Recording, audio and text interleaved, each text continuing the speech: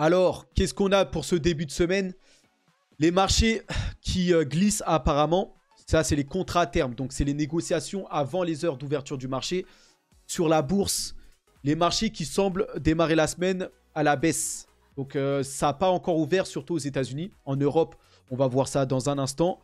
Mais bon, écoutez, les marchés qui sont plutôt dans la prudence, on va dire, pour ce début de semaine. Alors, il y a pas mal de choses là qui arrivent cette semaine aux États-Unis. Hein. C'est aux États-Unis que ça se passe, c'est là-bas, la place financière mondiale. Et donc, qu'est-ce qu'on aurait d'intéressant? Voilà, des chiffres sur les, on va dire, les résultats américains, des commandes d'usines, ISM, voilà. Tout ce qui concerne l'industrie américaine. On a les résultats de NIO mardi. NIO, l'entreprise de véhicules électriques chinoise. GameStop aussi mercredi. Donc, on va aller voir ça. Jeudi, l'inscription au chômage. Donc ça, c'est intéressant de voir ça. Pour rappel, il faudrait que le chômage augmente pour que ce soit une bonne nouvelle pour les taux, tout ça. Il faut que ça se passe mal, on va dire, sur les résultats américains pour que les investisseurs se détendent. En fait, des mauvais chiffres montreraient que l'inflation est en train de descendre et que la croissance est en train de se casser, tout ça. Donc voilà, par rapport à tout ça, rapport sur l'emploi aux États-Unis vendredi. Bon, voilà, plusieurs choses à venir. Ça va créer de la volatilité, bien sûr. Les investisseurs et les analystes vont être prudents sur ça. On verra.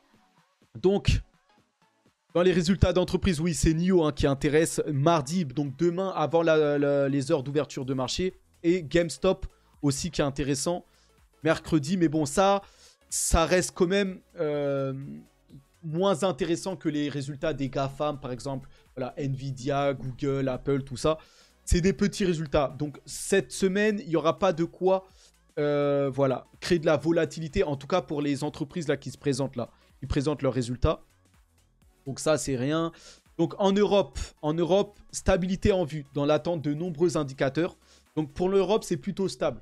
Aux États-Unis, les contrats à terme montrent que les marchés vont démarrer à la baisse. Mais en Europe, c'est plutôt calme. On va voir ça, hein. Pour l'Europe, en tout cas, l'Europe aussi est prudente par rapport à la hausse des taux et par rapport à l'inflation. Et donc, c'est bien trop tôt pour crier victoire sur l'inflation, selon Nagel, donc de la BCE. Donc, d'après un des membres de la BCE, là, Joachim Nagel, le combat contre l'inflation est encore là. Et c'est bien trop tôt pour crier victoire, en tout cas. Donc, ils sont tous dans la prudence. Bon, c'est des discours qui, on va dire, sont les bienvenus. Il faut rester prudent, voilà, pour pas, voilà, que les marchés, voilà, partent à la baisse ou voilà, par crainte de trop d'optimisme, tout ça là. Donc on va voir ça. En tout cas, l'euro lui est à la peine, toujours face à l'USD. Donc ça c'est les devises face au dollar. Tout est corrélé au dollar. Et on va voir que par contre les valeurs refuges, le Bitcoin et l'or, eux surperforment le dollar. Donc la prudence est bien de mise. Et l'USD qui surperforme l'euro, c'est normal par rapport aux conditions, aux conflits qu'il y a en Ukraine, Russie, tout ça, et au Moyen-Orient, c'est plus proche de l'Europe que des États-Unis. Et les tensions énergétiques, le pétrole, tout ça, ça impacte plus l'Europe que les États-Unis. Et voilà comment les États-Unis et l'euro, enfin l'USD surperforment l'euro. Donc voilà, hein, très mauvaise nouvelle pour l'euro. Par contre, en dehors de ça, on a l'or qui dépasse les 2100 $. Pour atteindre un nouveau record. Donc l'or est en train de performer en ce moment. Et voilà, face à la faiblesse du dollar. Donc l'euro est faible par rapport au dollar, mais le dollar, lui, est dans un moment de faiblesse et dans des instants de fragilité, puisque il semblerait qu'on arrive à la fin de la hausse des taux d'intérêt et l'inflation commence à vraiment chuter. Et donc, comme les taux ne vont plus monter, ça fragilise le dollar. Et le dollar qui est faible en ce moment, sauf face à l'euro, bien sûr, qui est encore plus faible, problème de l'euro. Mais en tout cas, les devises, enfin les autres actifs face au dollar sont en train de performer. Et là, on a l'or. Après, l'or, voilà, c'est pas extraordinaire, hein. Ça monte, voilà. Mais l'or, c'est toujours stable, hein, sur le moyen long terme. Et c'est juste que ça performe en ce moment. Ça monte. Et c'est pas l'or qui vous fera devenir riche. L'or, faut pas le voir comme un actif qui peut performer. Faut le voir comme une valeur défensive pour se protéger au cas où il y aurait un crash, des choses comme ça là. Par contre, Bitcoin est bien spéculatif, qui va devenir une réserve de valeur, mais est fortement dans la spéculation parce que c'est un nouvel actif. Et là, Bitcoin, lui, dépasse les 40 000 pour atteindre son plus haut depuis 19 mois. Grâce aux espoirs de, voilà, des ETF Bitcoin qui se rapprochent et sur les paris des réductions justement des taux de la Fed. Donc le Bitcoin profite de plusieurs narratifs. Et là, ça explose les 40 000 $. Voilà, ça franchit grâce aux espoirs de pivot de la Fed. Donc l'espoir là du pivot là, que la Fed rebaisserait les taux là, parce que pour relancer la croissance, est en train de prendre de l'ampleur. Et aussi les ETF Bitcoin Spot. Donc le Bitcoin a plusieurs narratifs, donc comme je vous le dis. Et là, on a même atteint, il y a quelques instants, il y a peut-être une heure ou deux là, les 42 000 $. Là, ça a rechuté là, depuis. Donc on va voir ça. Mais en tout cas, c'est très fort. Donc là, on est à 41 589. Donc on est allé sur 42 000 et on s'est fait fortement rejeter. Donc voilà, mais c'est un signe. Voilà, là c'est sur le court terme. On vient de se faire rejeter, mais pour moi, on n'a aucune résistance qui fait qu'on buterait sur les 42. Pour moi, on va y aller bien au-dessus.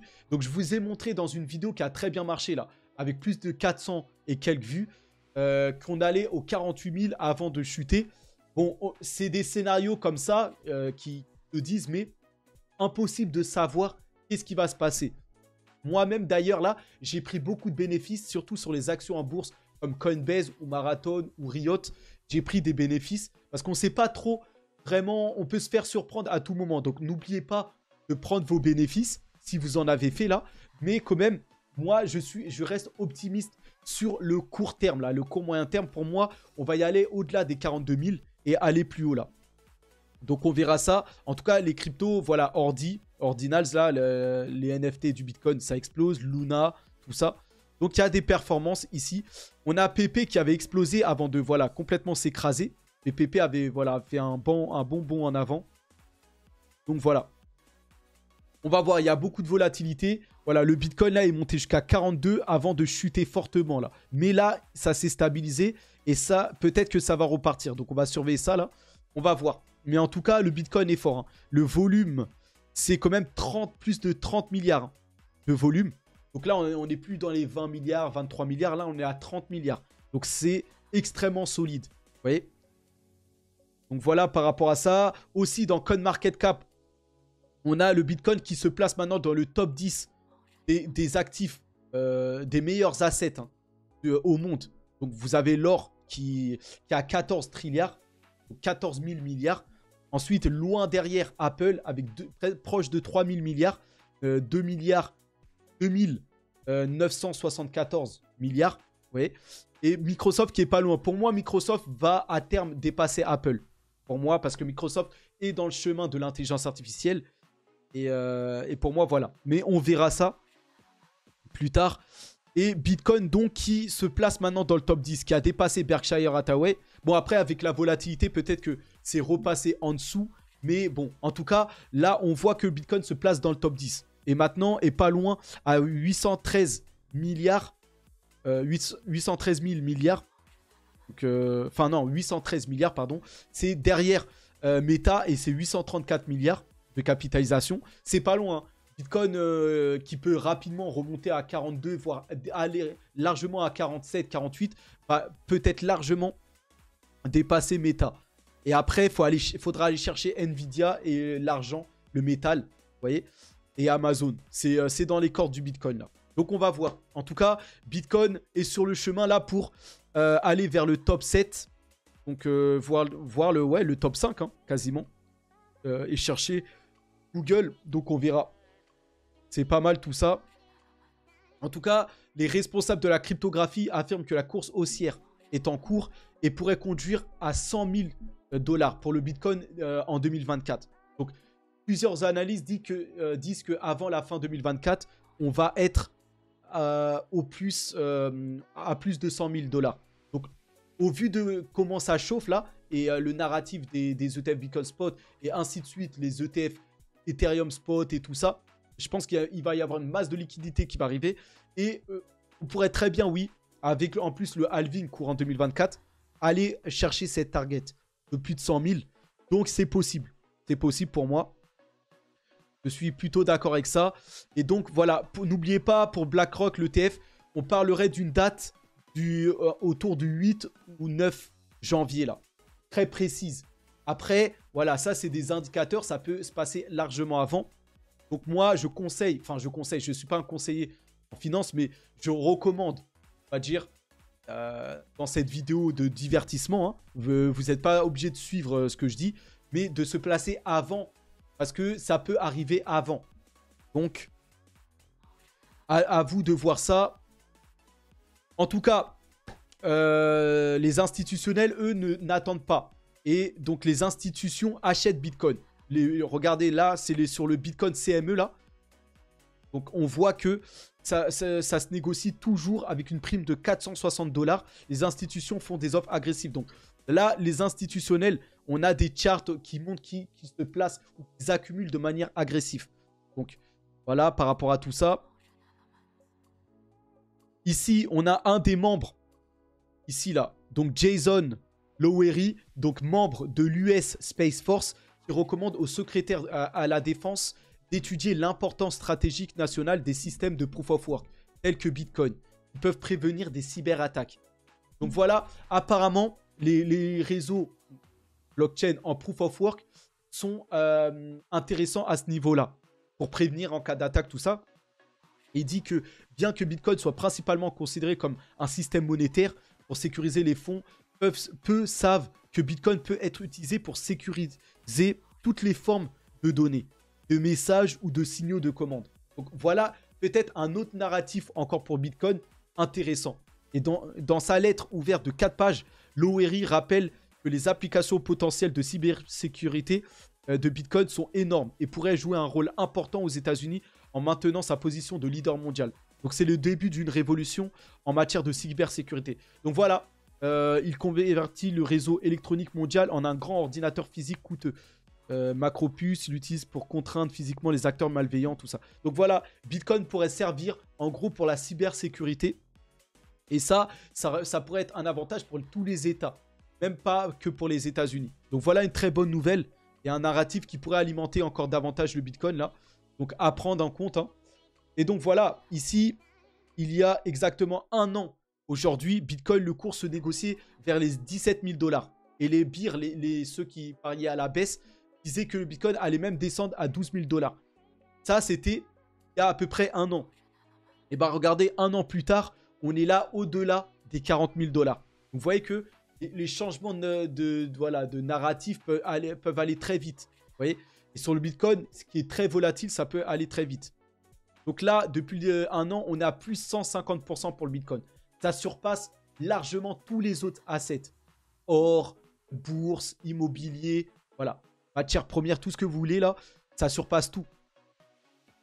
Et donc, un des scénarios intéressants, regardez bien, on s'en va plus haut. En tout cas, pour moi, à moyen terme, voilà. Et regardez, les cours se répètent. Et là, on est en phase pré-bull run. On est à la phase avant le halving.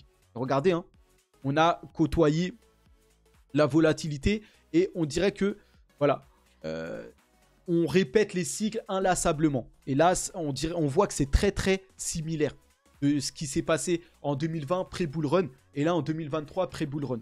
Donc tout ça, pour moi, je suis très bullish quant au fait que à court moyen terme, donc dans les prochaines semaines, d'ici janvier, février, on va aller largement plus haut là.